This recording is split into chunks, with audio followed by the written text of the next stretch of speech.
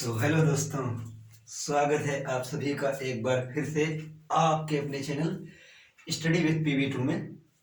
दोस्तों, इसके पहले हमने आपको एक प्रश्न बताया था और वो वीडियो हमारी कट गई थी, जिसको हमने बट अपलोड कर दिया। वो क्वेश्चन हमारा पूर्ण हो चुका है। तो आज हम दूसरा प्रश्न आप लोगों के लिए बहुत ही इम्पोर्टेंट प्रश्न लेकर आए हैं।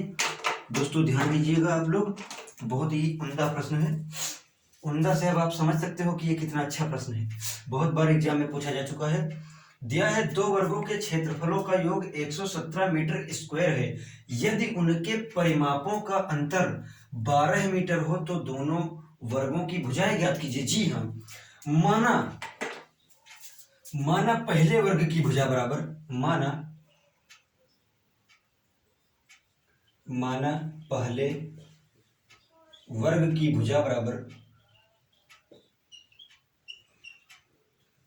भुजा बराबर a मीटर एवं दूसरे वर्ग की भुजा बराबर b मीटर। माना दूसरे वर्ग की भुजा बराबर b मीटर है, तब अकॉर्डिंग टू क्वेश्चन, मतलब प्रश्नानुसार, प्रश्न के अनुसार,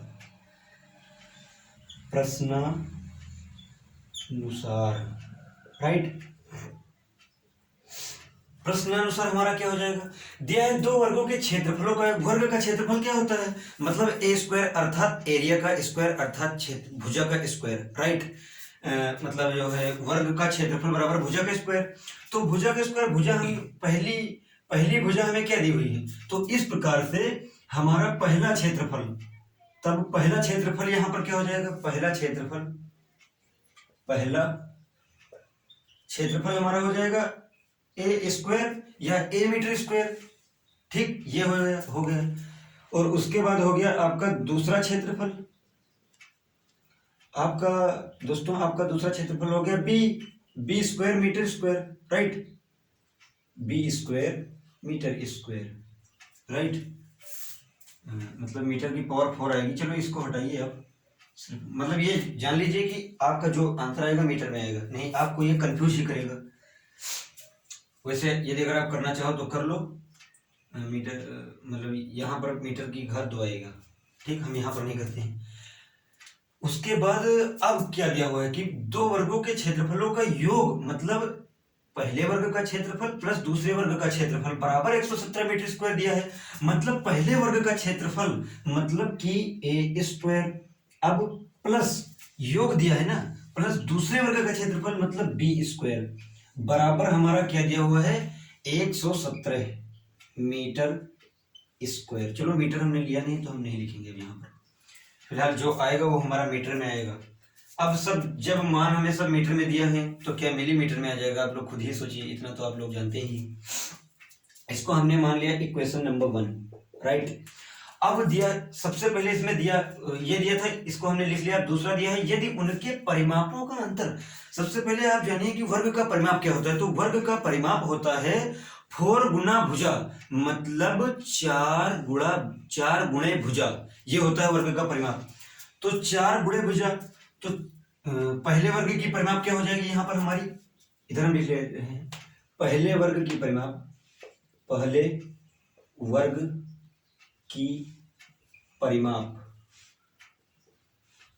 बराबर 4 गुणे भुजा, मतलब 4a हो जाएगा, राइट। और फिर हमारी हो जाएगी दूसरे वर्ग की परिमाप हो जाएगी हमारी 4b, राइट।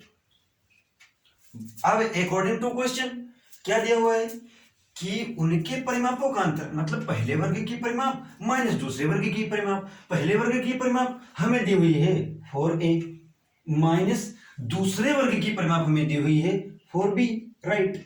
ये हमारा इक्वल हो जाएगा 12 मीटर के। बट हम मीटर नहीं लिखेंगे क्योंकि हमने अभी अभी आपसे बता दिया कि जैसे जब मीटर में दिया है तो क्या आंसर उसका मिलीमीटर में निकल कर आएगा। आप खुद ही सोचिए। तो अब ये हो जाएगा हमारा 12। ये हमारा हो गया equation number 2, right. But when I am solve this equation, then I am find the value a minus b is equals to 12 सो अब ये जो हमारा 4 है ये यहाँ पर मल्टीप्लाई में है, इधर जाएगा डिवाइड में हो जाएगा, आप लोग जानते हैं।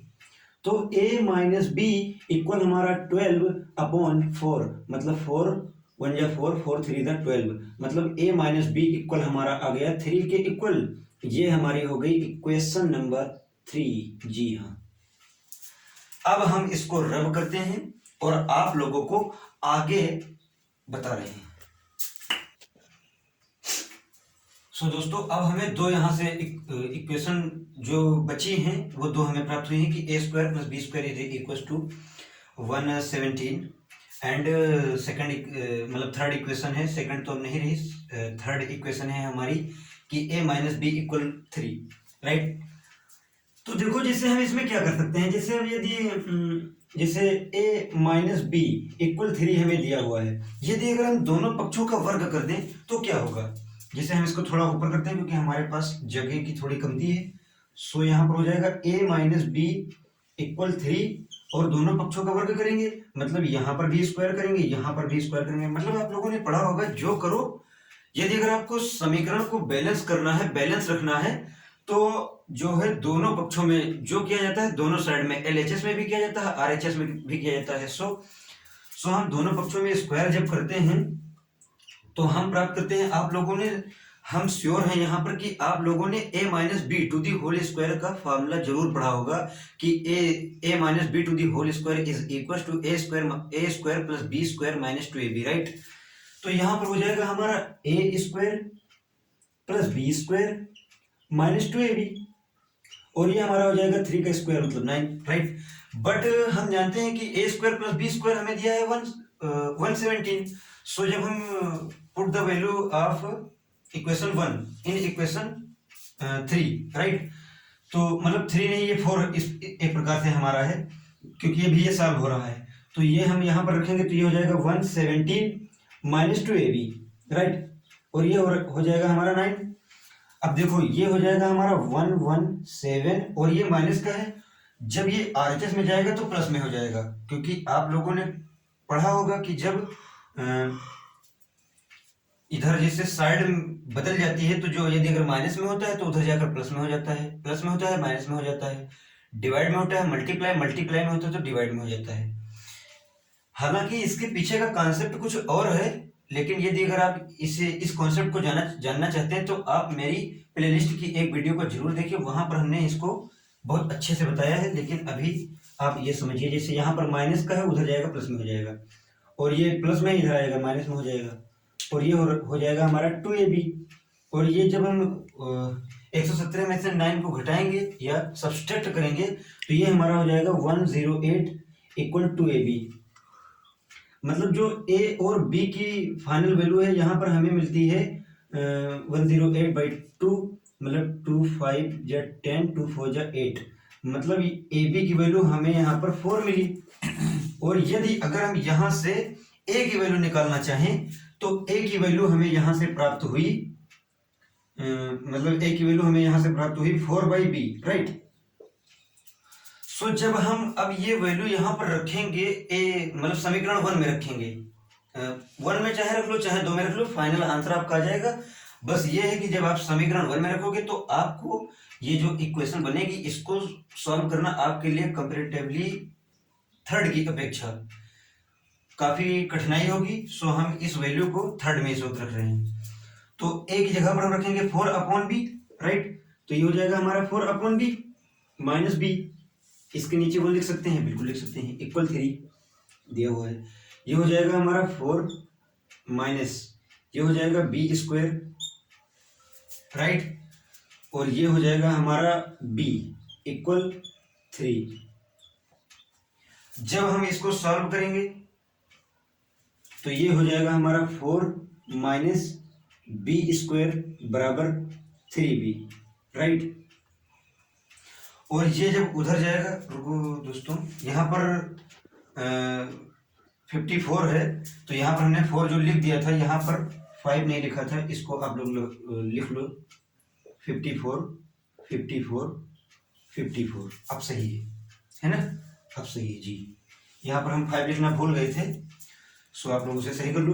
अब जब ये देखो ये अब उधर जाएगा तो प्लस में हो जाएगा, मतलब 3b प्लस बी स्क्वायर और -14 राइट इक्वल 0। अब जो ये हमारे फाइनल जो समीकरण प्राप्त हुई है, इसको जो द्विघात समीकरण प्राप्त हुआ है इसको हमें सॉल्व करना होगा।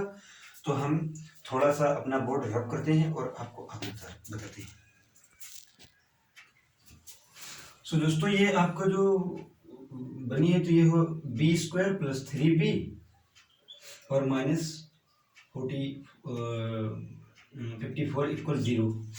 तो इसके आपको ऐसे फैक्टर करने हैं कि जब आप इसे मल्टीप्लाई करो, मतलब जब आप इसे गुणा करो तो 54 आना चाहिए, मतलब 54 आना चाहिए। एंड जब इसे आप सब्सट्रैक्ट करो, मतलब यहाँ पर माइनस का चिन्ह दिया हुआ है, जब आप इसे सब्सट्रैक्ट करो तो 3 होना चाहिए।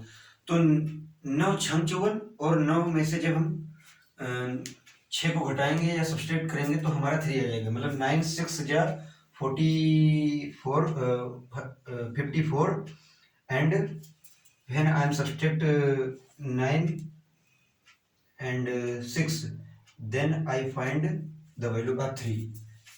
सो जब हम इसे हल करेंगे तो ये हो जाएगा हमारा बी स्क्वायर और ये 9 माइनस 6 और b -44 इक्वल 0 और ये हो जाएगा हमारा बी स्क्वायर प्लस 9b। आप लोग आशा करते हैं कि आप लोग ये द्विघात समीकरण सॉल्व कर ले होते होंगे और 54 इक्वल 0।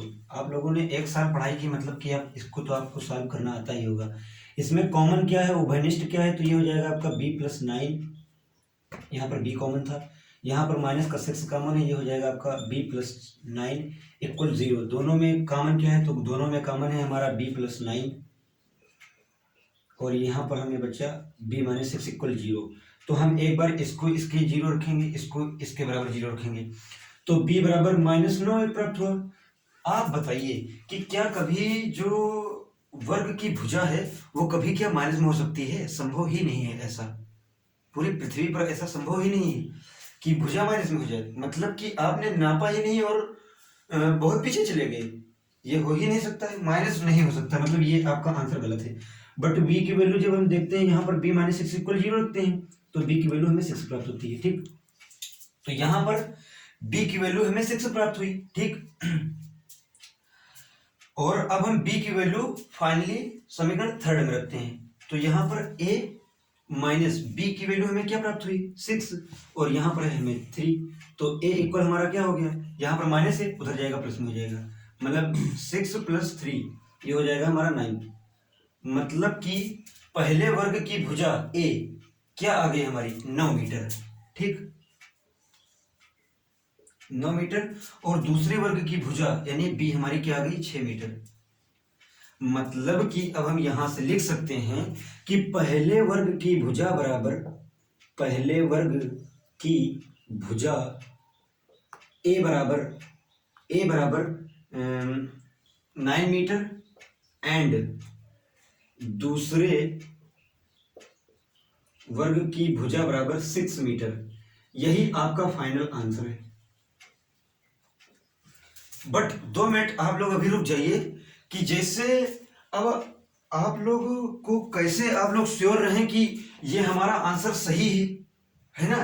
तो मैं आप लोगों को इसको करके दिखाता हूं। जैसे यहां पर दिया है, मान लो 2 मिनट के लिए दोस्तों, यहां पर हमें पहले वर्ग की मतलब a का मान हमें जो है 9 प्राप्त हुआ है एंड b का मान हमें 6 प्राप्त हुआ है, राइट। तो अब इसमें कहना क्या, जो कह रहा था यदि अगर ये दिया हो, यदि ये आए तो मान लो आपका आंसर सही है।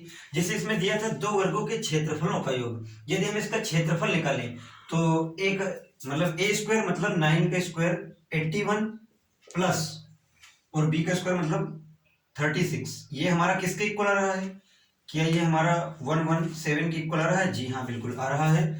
अर्थात इसमें क्या दिया हुआ था कि 2 वर्गों के क्षेत्रफलों का योग 117 मीटर स्क्वायर है और ये आपका आ भी रहा है। मतलब कि हम श्योर हैं कि हमारा ये आंसर बिल्कुल सही है।